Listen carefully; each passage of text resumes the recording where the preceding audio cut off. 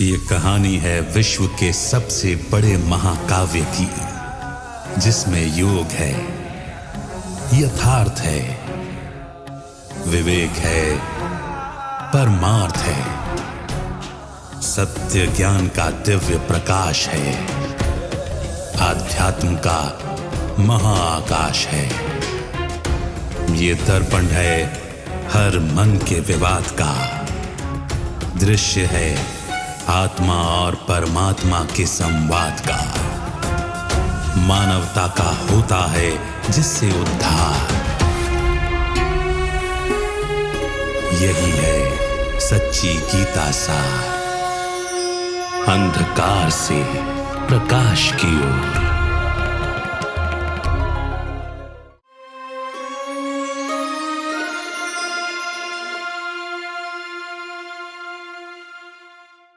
नमस्कार। अंधकार से प्रकाश की ओर सच्ची गीता सार इस कार्यक्रम में आप सभी का स्वागत है। जब भी हम कोई चीज करते हैं तो उसके पीछे एक मतलब होता है, एक उद्देश्य की पूर्ति के लिए हम कोई काम करते हैं। हम आज संसार में देखते हैं कि अनेक प्रकार की मान्यताएं हैं, अनेक मठ पंथ धार्मिक मान्यताएं हैं। जब इतने सारे होते हुए भी क्या आज संसार को हम धार्मिक कह सकते हैं? क्या हम ये कह सकते हैं कि आज संसार में सत्य धर्म है?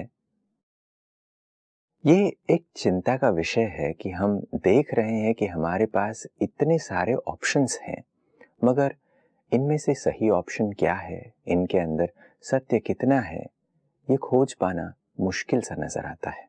कभी कभार तो यह असंभव लगता है। आइए आज इसी विषय पर चर्चा करते हैं। स्टूडियो में आज हमारे साथ ब्रजमोहन भाई जी हैं। भाई साहब, आपका स्वागत है। ओम शांति। जैसे आज धर्मग्लानि के लक्षणों के ऊपर अगर हम चिंतन करें तो परमात्मा कहते हैं कि मैं अनेक धर्मों का विनाश और एक सत्य धर्म की स्थापना कराता हूँ। मगर आज हम जब देखते हैं तो हमारे पास आज अनेक धर्म हैं। अनेक धर्म तो क्या, धर्मों की भी अनेक अनेक मान्यताएं हैं, बहुत सारे मठ हैं, पंथ हैं। ऐसे में प्रश्न उठता है कि क्या धर्मग्लानि के चिन्ह हमारे पास प्रस्तुत नहीं है आज? क्या वर्तमान समय वो सारी चीजें नहीं हैं जो धर्मग्लानि के लिए आवश्यक हैं? देखिए, परमात्मा क्योंकि सत्य है, और तो सत्य बोलने वाला जो होता है वो बोल्ड होता है। सत्य वाले को काफी कुछ इधर उधर करके अपनी बात करनी पड़ती है, तो सत्य सीधा होता है। केवल गीता का भगवान ही कहता है, मैं अनेक अधर्मों का विनाश करता हूँ। वरना आज कोई कह दे कि ये धर्म घटिया है तो झगड़ा पड़ जाता है। आज क्या कहने लग गए हैं, सबसे बड़ी महानता यह है कि सभी धर्म अच्छे हैं। जो ये कहे कि सभी धर्म अच्छे हैं उसको महान पुरुष गिनते हैं। और जो जरा सा भी कह दे कि सोचो कि क्या सभी अच्छे हो सकते हैं। आप अभी इंट्रोडक्शन में ऑप्शंस की बात कर रहे थे। अनेक ऑप्शंस हैं, बल्कि ऑप्शंस बढ़ते जा रहे हैं। लेकिन क्या सत्य के साथ कोई ऑप्शन होता है? नहीं। जब कोई ऑप्शन नहीं रहता तो सत्य होता है। जब सारी बत्तियां बुझ जाती है तो सूर्य होता है, तब प्रकाश होता है। अगर अंधकार है तो ऑप्शंस ही ऑप्शंस है, और ऑप्शंस ठोकर खाने के हैं, दुख दे देते हैं। इसलिए ये बड़ी इंटरेस्टिंग बात है कि धर्म बढ़ते जा रहे हैं डे बाय डे। आज जितने धर्म दुनिया में हैं, धर्म मठ पंथ जैसे वृक्ष की शाखाएं उपशाखाएं टाल टहनियां होती हैं, बढ़ते जा रहे हैं, डे बाय डे बढ़ते जा रहे हैं। तो क्या धर्म बढ़ते जा रहे हैं, पर तो क्या धर्म भी बढ़ता जा रहा है? धर्म सिंगुलर है या प्लूरल है? क्वेश्चन ये है। तो ब्रांड नेम दे देने से जी, या भिन्न विधियां बता देने से, और गीता में स्पष्ट कहा गया है कि जो कुछ आप कर रहे हो ये धर्म नहीं है। इसलिए तो मैं धर्म सिखाने आया हूँ। जब भगवान आते हैं, अवतरित होते हैं, तो उसको कौन सा समय कहा जाता है? धर्मग्लानि का। अगर उस समय कोई धर्म ही ना होता तो सारे लोग चौकन्ने हो जाते, अरे धर्म नहीं है इसीलिए धर्म ग्लानि है। खूबी तो ये है कि धर्म ग्लानि भी हो रही है और धर्म भी है, तो वो समझते हैं धर्म तो है। क्योंकि कोई भी काम धार्मिक कराना हो, आपको कोई पूजा पाठ कराना हो, किसी बच्चे का जन्मदिन हो, सेरेमनी करनी हो, धर्म नेता हाजिर है, बाई दी डजन है। लेकिन भगवान कहता है ऐसे इसी में खतरा है कि जब किसी चीज को, जैसे रावण के 10 सिर दिखाए जाते हैं, उसको महाबली, अगर एक सिर ठीक तरह काम करे तो आपको 10 सिर रखने की जरूरत है। अगर मुझे क्षमा करें तो जब महाराजा महारानी सतयुग में थे, वो तो मंत्री भी नहीं रखते थे, और आज मंत्री हैं, राजा नहीं है, अनेक हैं, उसके उपमंत्री भी हैं। तो क्या सिद्ध करता है? राजनीति है, सत्ता नहीं है। तो धर्म है, सत्ता नहीं। किसी चीज की सत्य निकल जाए, सत्ता मैंने सत्य भी होता है, तो बाकी ये सत्य रह गया। तो आज जैसे आप ये बात कह रहे हैं, हम बहुत सारे शास्त्र हमारे पास है, बहुत सारी किताबें हैं, बहुत सारे ग्रंथ हैं जिनको लोग हाथ जोड़कर नमस्कार करते हैं, रिस्पेक्ट के स्थान पर रखते हैं। उसे पढ़ना भी हो तो उसे एक टेबल पे, एक ऊंचे स्थान पर एक लकड़ी का पाटा बना के उस पे रख के पढ़ते हैं। तो क्या ये किताबों का पढ़ना या यज्ञ तप जाप इत्यादि करना, क्या ये धर्म है, या श्रेष्ठ आचरण जीवन में लाना ये धर्म है? ये तो गीता पढ़ लीजिए, 3 जगह लिखा हुआ है कि वेद से, क्योंकि वेद को लोग आदिकाल का ग्रंथ मानते हैं। बहुत सारे लोग वेदों को ही, क्योंकि आदि में हुआ तो कहते शुरू में बहुत अच्छी चीज हुई होगी वेद।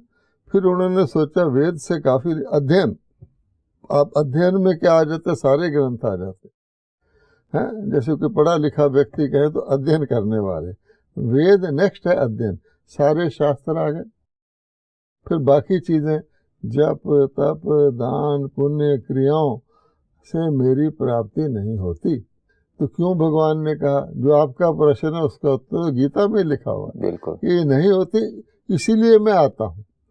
भगवान को तरस आता है कि देखो इतने धर्म बना लिए, इतने बुद्धियाँ बना ली, इतने पाथ बना लिए, और फिर कहते हैं सब रास्ते एक ही जगह ले जाते हैं और आम लोग मान लेते हैं, और बड़े आसानी से कहते हैं पहाड़ी की चोटी पे चढ़ना है, किसी तरफ से भी चढ़ जाओ, चलो कोई रास्ता लंबा होगा कोई छोटा होगा।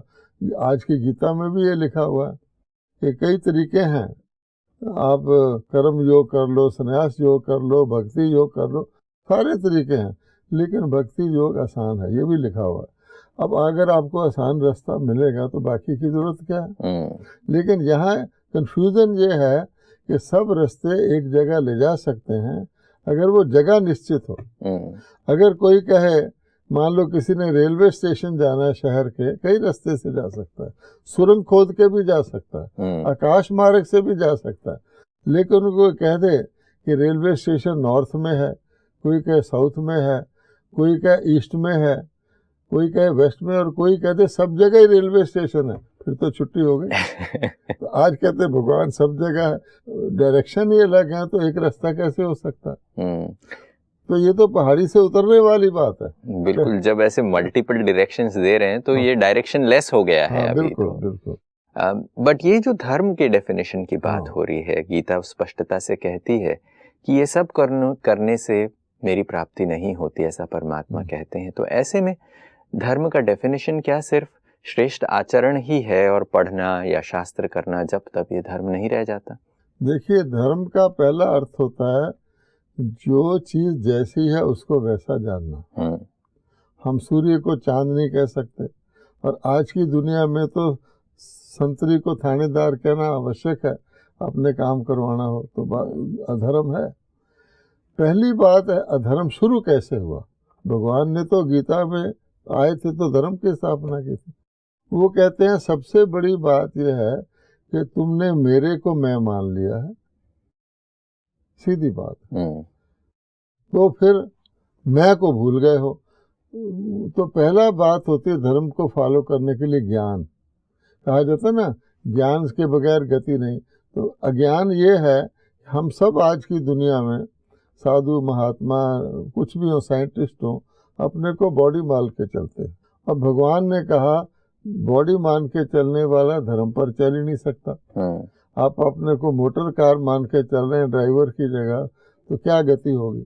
तो इसीलिए बॉडी के लिए सब कुछ किया जा रहा है, बॉडी को एजुकेट किया जा रहा है, बॉडी को हेल्थ बनाए, कुछ भी किया जा रहा है, बॉडी से रिश्ते बनाए जा रहे हैं। तो जब बॉडी पेरिशेबल है तो रिश्ते कहाँ रहेंगे, और हेल्थ भी कहाँ रहेगी जब बॉडी को जाना ही जाना है। धन भी कहाँ छोड़ जाएंगे, आप मरे जग परलो कहते हैं, तो ये मृत्यु लोक बन गया। भगवान कहता है मृत्यु लोक, क्या मृत्यु लोक में कोई शांति की, सुख की, धर्म की सोच सकता है? मैंने मरना ही है तो फिर कुछ भी कर लो। तो जो भगवान ने दुनिया बनाई थी उसका नाम अमर लोक था, उसका नाम देवलोक था, और उसने कह दिया है 16वें अध्याय में दो टुकड़ करके, एक ये संपदा एक ये संपदा।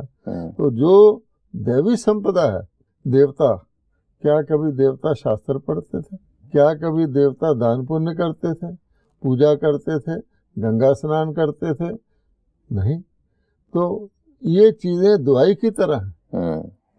आज लोग इसको दुआ समझ के कर रहे हैं, लेकिन दवाई लागू नहीं हो रही, क्योंकि जितना करते जा रहे हैं उतना दुख, अशांति, कलह, क्लेश बढ़ता जा रहा है। तो बहुत सारी दवाइयाँ करें तो क्या होता है। वैसे भी कहा जाता है एक के सादे सब सदे, सब सादे सब जाए। अब तो हर प्रकार के प्रयत्न कर रहे हैं, फिर भी कुछ नहीं हो रहा। इसलिए भगवान कहता है जो मैंने कहा अधर्म का विनाश करने आता हूँ, तो शक्ल सूरत से धर्म लगता है, धर्म एक ही होता है। जब धर्म में दो हो गए तो कुछ गड़बड़ हो गई। तो भगवान ने कौन सा राज्य स्थापित किया? अटल, अखंड, निर्विघ्न, सुख शांति संपन्न। और यहाँ राज्य कितने हैं? बहुत सारे। आज दुनिया में राजा नहीं रहे, जो थोड़े बहुत बचे हैं वो भी खत्म किए जा रहे हैं या टाइटुलर बन गए हैं। लेकिन राजा के बगैर राज्य करना तो क्या हुआ? जैसे कोई व्यक्ति अपने पर ही कंट्रोल नहीं कर सकता, आज ये परिस्थिति है, अपने पर कंट्रोल नहीं कर सकता और कहता है ये मेरे कंट्रोल में नहीं है, मेरे बच्चे मेरे कंट्रोल में नहीं है, मेरा स्टाफ मेरे कंट्रोल में नहीं है। क्यों? गवर्नमेंट कहती है प्रजा हमारे कंट्रोल में नहीं है। जब जी किया उठे, बल्ब तोड़ दिए, बसें जला दी, ये क्या है? इसलिए भगवान कहता है कि दिखता है अराजकता है, अधर्म। धर्म के नाम पे बहुत सारे धर्मों के नाम तो हैं, मगर वास्तविकता में धर्म नहीं है। वास्तविकता में धर्म का ही लोप हो गया है। जैसे आप उदाहरण दे रहे थे दवाई के बारे में, ये बड़ा रोचक सा लगता है कि दवाई हम किस लिए लेते हैं? कोई बीमारी है उसके लिए हम दवाई लेते हैं, और दवाई लेने का उद्देश्य ये होता है कि अगर हमने दवाई ले ली, दवाई ने बीमारी ठीक कर दी, तो फिर दवाई का काम नहीं, अभी और नहीं लेना है। बट इतनी सारी दवाइयाँ है ही, इसका मतलब ये हो रहा है कि अभी बीमारी है, बढ़ती जा रही है। नहीं, देखिए कोई भी व्यक्ति हॉस्पिटल जाता है इलाज करवाने के लिए जी, चलो, या शरीर छोड़ दिया अपने कर्मों से या ठीक होके आ गया। कोई व्यक्ति हॉस्पिटल का लाइफ मेंबर बनना चाहता है? नहीं। अच्छा, दवाई होती ही है कि मैं अस्वस्थ हुआ हूँ, दवाई से मैं स्वस्थ हो जाऊंगा। क्या परमानेंट दवाई लाइफ लॉन्ग, जैसे आजकल कह देते हैं तुमको डायबिटीज है, अंत तक इंसुलिन लगाते रहना, इंसुलिन ही उसका अंत कर देती है। तो कहने का भाव ये है कि दवा इज टेम्परेरी, है ना। इसी तरह से चलो मान लेते भगवान का ज्ञान क्या है? टेम्परेरी है, परमानेंट है। भगवान ने जब ज्ञान दिया, सदा देता रहा, या उसने दिया और मरीज ठीक हो गया, नरक से स्वर्ग बन गया, कलयुग से सतयुग बन गया, मृत्यु लोक से अमर लोक बन गया, उसके बाद भगवान का ज्ञान क्या रहा? ना जरूरत पड़ी ना रहा। वरना इतना शानदार बढ़िया ज्ञान था, अमृत था, जिससे असुर देवता बन गए, तो देवता भी उसको पीते रहते, आवश्यकता ही नहीं है। वैसे भी कहते हैं दुख में सिमरन सब करे सुख में, यूं ही सुखी हुए सिमरन तो खत्म। तो क्या भगवान की गीता भी सतयुग में चली? आवश्यकता ही नहीं। क्योंकि सुख में सिमरन करने की आवश्यकता ही नहीं है कि तुमने सिमर करके आपने पा लिया है। तो ये शास्त्र क्या उसी प्रकार है? तो लोग तो कहते हैं, यहाँ तक आजकल कहते हैं, धार्मिक लोगों को तो छोड़ो, चाहे मैनेजमेंट वाले हैं चाहे कोई हैं, गीता में हर चीज मिलती है, क्योंकि एक आध श्लोक उठाया कि कर्म करो लेकिन फल की तरफ ना देखो, उसका एक सब्जेक्ट बना के मैनेजमेंट में लगा दिया। ये है। जैसे आप ये हॉस्पिटल का उदाहरण दे रहे थे, आपने कहा कि कोई हॉस्पिटल का लाइफ मेंबर नहीं बनना चाहता, बट हम ये देखते जा रहे हैं कि दिन ब दिन हॉस्पिटल बढ़ते जा रहे हैं। तो ये प्रश्न उठता है कि हम ये सोचते हैं आज कोई बड़े शहर में भी इसलिए रहना चाहता है क्योंकि उनको लगता है कि हाँ यहाँ बहुत सारे हॉस्पिटल फैसिलिटी है। यानी हम ये सोच रहे हैं कि हॉस्पिटल्स का होना हमारे हेल्थ का इंडिकेटर है। गवर्नमेंट जब कैबिनेट बनाती है, हेल्थ मिनिस्टर को बहुत महत्व दिया जाता है, और उसका काम क्या होता है? आज कोई हेल्थ मिनिस्टर बनता है और कितने हॉस्पिटल खोलने हैं, सुपर स्पेशलिटी कितने खोलने हैं, मेडिकल कॉलेज कितने खोलने हैं, और मोबाइल डिस्पेंसरियाँ कितनी बनानी है, उससे तरक्की गिनते हैं कि मिनिस्टर ने क्या किया। उतना ही हॉस्पिटल रहने दिए नहीं, तो गली गली में आप सोचिए, अगर किसी जगह हॉस्पिटल तो छोड़ो, गली गली में कोने कोने पर टेबल लगा करके लोग बैठे उपचार कर रहे हैं। जैसे आजकल के ज़माने में कोरोना का इंजेक्शन लगा रहे हैं, तो नए नए तरीके निकाल रहे हैं, मोबाइल भी आपके घर आके भी लगा जाएंगे, वहाँ चले जाओ लगा जाएंगे। तो क्या ये कोरोना की एब्सेंस की निशानी है? नहीं है। इसी प्रकार से दवाई लेते जाओ, मोर हॉस्पिटल मीन्स मोर हेल्थ या मोर डिजीज, सीधी बात है। इसी तरह मोर धर्म है तो वो धर्म की गिलानी की निशानी। भगवान ने अधर्म शब्द नहीं यूज किया, धर्म गिलानी होते तो मैं आता हूँ तब कहा है कि धर्म गिलानी का कॉज है अधर्म। धर्म के नाम पर अधर्म, कोई घी बेचे देसी और उसके नाम पर कुछ और बेच दे तो वो क्या हुआ? अधर्म हुआ। जैसे आप ये उदाहरण दे रहे थे कि जगह जगह हम लोगों के इलाज के लिए स्टॉल्स लगा रहे हैं, उनको इंजेक्शंस दे रहे हैं, टीके लगवा रहे हैं, ये तो निशानी है महामारी की। बिल्कुल कि यहाँ पर तो ये बहुत एपिडेमिक है। यही है। अब ये बहुत ही रोचक बात आती है कि जब हमें पता चलता है कि अनेक धर्मों का होना वास्तविकता में धर्मग्लानि है, और परमात्मा धर्म की स्थापना करते हैं, और एक बार धर्म स्थापना करते हैं तो दुनिया की कायापलट हो जाती है। अब देवी देवताओं की जब हम बात करते हैं तो ये प्रश्न उठता है, तो देवी देवता का धर्म क्या था? अगर वो धर्म की स्थापना होने के बाद देवी देवता आए तो क्या वो कोई किताब पढ़ते थे, वो क्या गीता पढ़ते थे, या वो कोई जप तप करते थे? तो देवताओं के धर्म के बारे में, हम देवताओं की पूजा तो करते हैं, बट देवता कौन सा धार्मिक आचरण करते थे? यानी हम कहते हैं हिंदुओं के देवता, देवताओं का क्या धर्म था वो नहीं हम बोलते।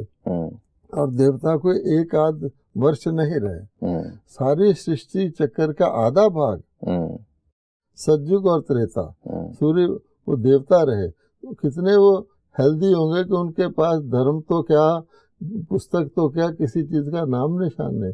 तो ये असली धर्म है या वो असली धर्म है?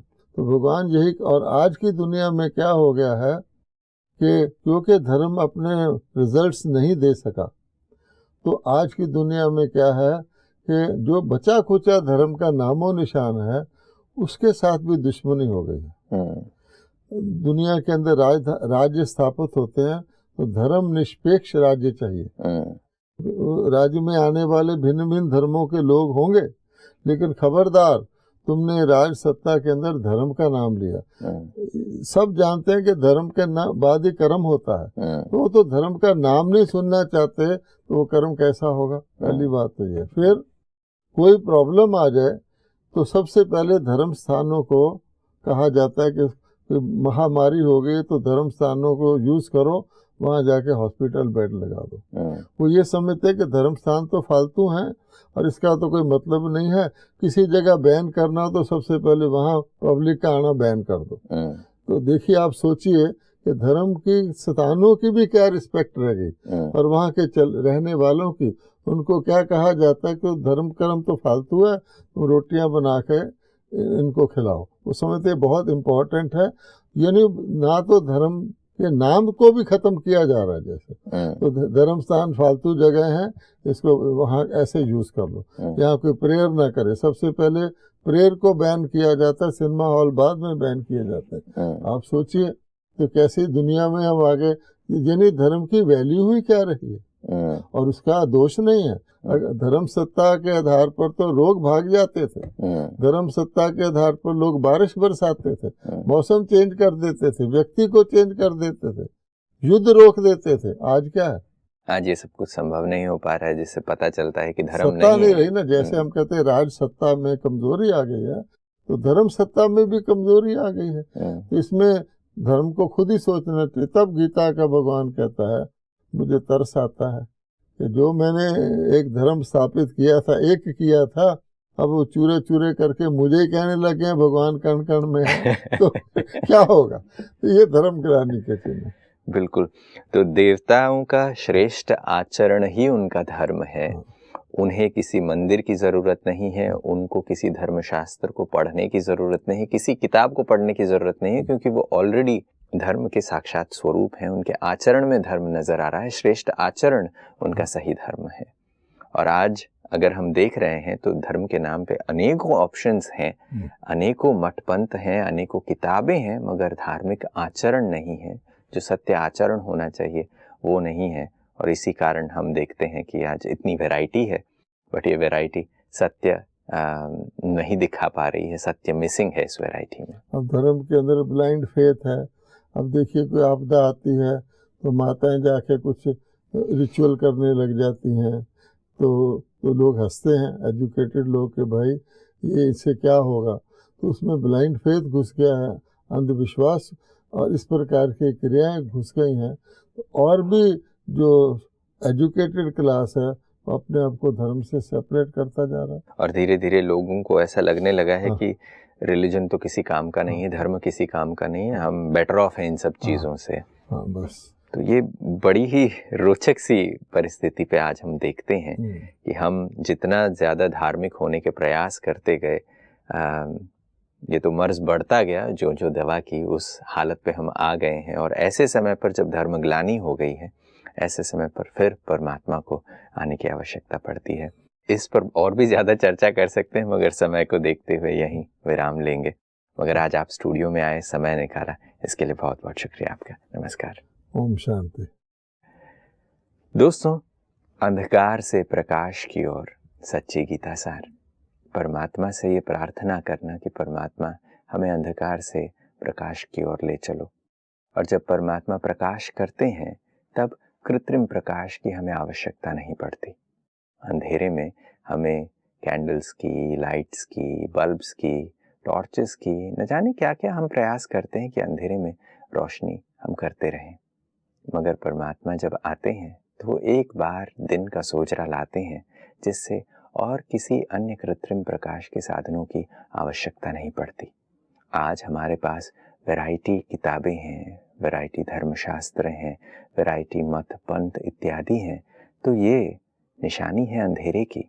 इसका मतलब ये है कि सोजरा लाने वाला सिर्फ एक सोजरा लाएगा, एक ज्ञान का सूर्य प्रकाश लाएगा, जिससे इन सब चीज़ों की आवश्यकता नहीं पड़ती।